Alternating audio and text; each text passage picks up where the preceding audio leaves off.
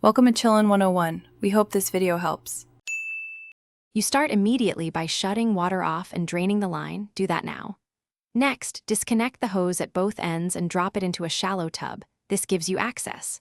Put on gloves, then pour concentrated white vinegar into the hose until it fills about 1/3, or submerge the entire hose if possible.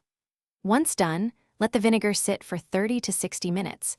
It dissolves mineral bonds, so the physical removal will work. Now you attack the softened scale with a mechanical tool.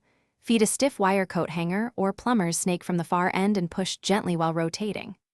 Break chunks free, don't force a kink, and follow each pass with a forceful flush from a garden hose or pressure washer set low to wash fragments out. If resistance remains, refill with vinegar and wait another 20 minutes.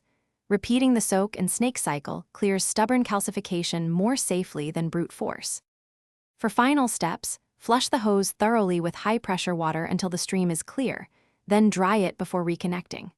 Make sure to inspect fittings and rubber seals for damage. Replace clamps or washers as needed.